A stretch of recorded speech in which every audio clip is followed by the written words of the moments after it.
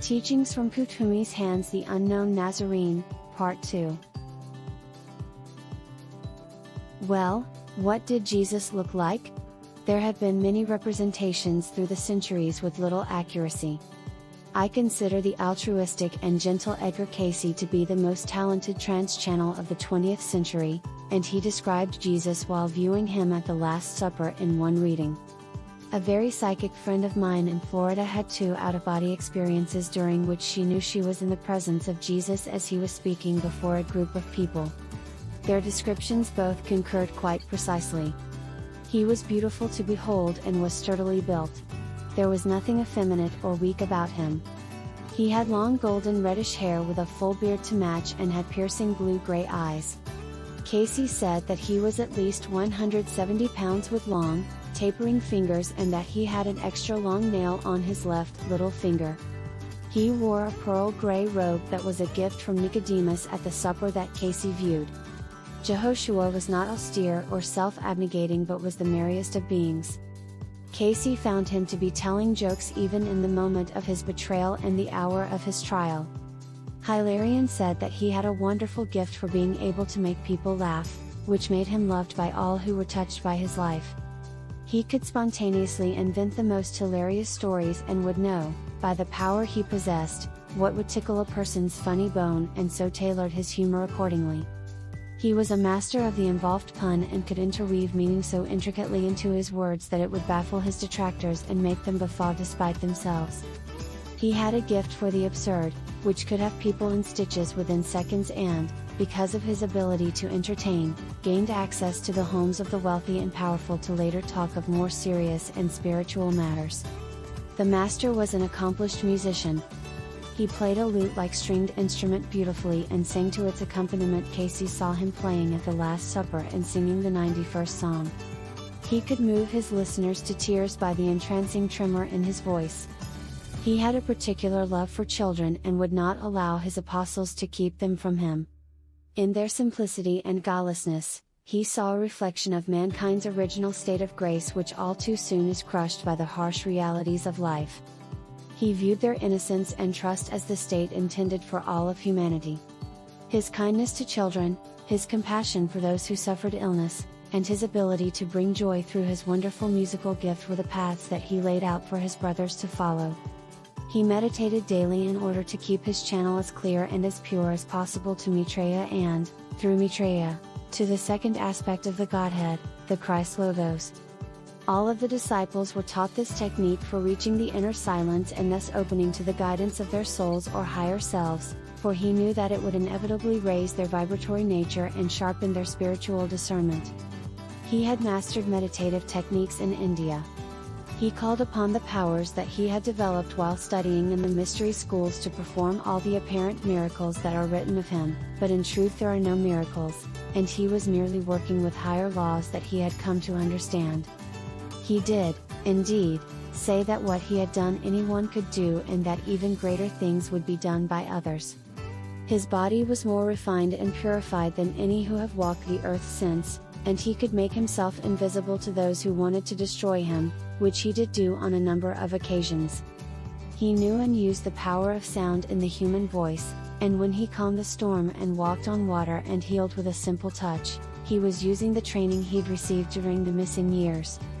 He knew how to employ the powers of visualization, the will, and the spoken word to make the environment, the elements, conform to his wishes, and served as a vehicle for Lord Maitreya. He was the perfect example to humanity of the way to find serenity and contentment, and he never refused help to anyone who asked for it. As the Weishauer for the Piscean age, he set the example for the next 2,000 years of how to care for others, how to lift the burdens of worry and illness from another's back, and how to love one's fellow man.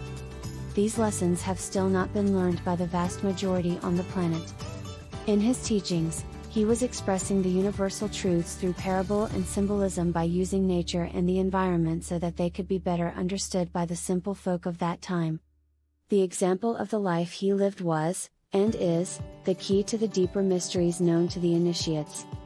In fact, It was intended that the life of the Nazarene would be representative of the first 5 initiations on the path of initiation given to humankind by the Lord of the world, Sanat Kumara. See who is Sanat Kumara. I will give the name of these initiations as they are known to the initiates.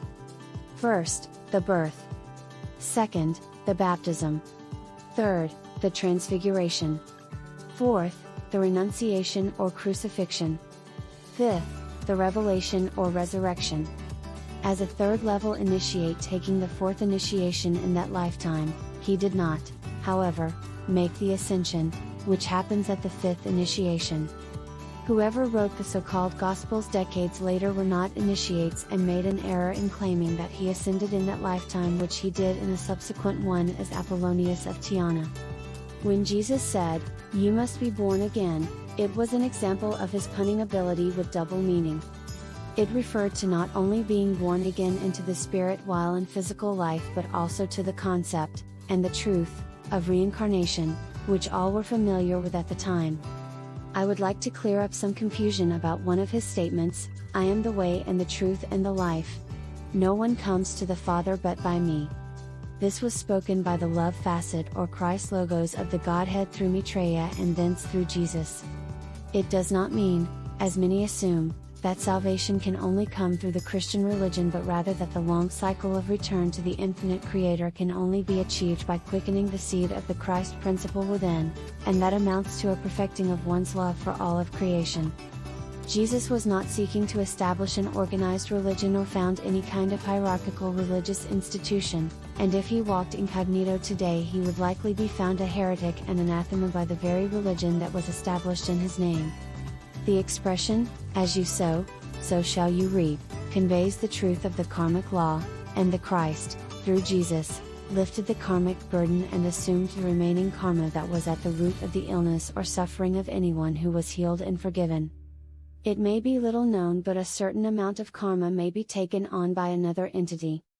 In fact, a great deal of the racial karma of humankind was removed by the Christ logos, which was present in the consciousness of Maitreya at the crucifixion. That act and that decision was beyond even the province of the lords of karma for this system, and allowed mankind to avoid sinking deeper and deeper into the quagmire of their karmic burdens and endless rounds of karmic debt. It should practically go without saying, but the one known as Jesus was not the Son of God, as if the one infinite intelligence had genitalia and a physical form like ours.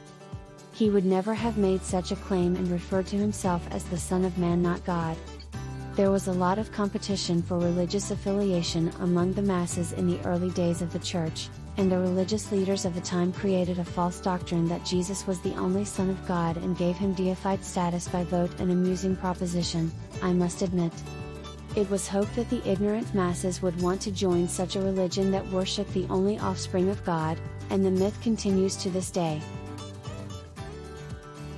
Are you in need of the healing energies of the Ascended Master Kuthumi? Visit KuthumiHands.com.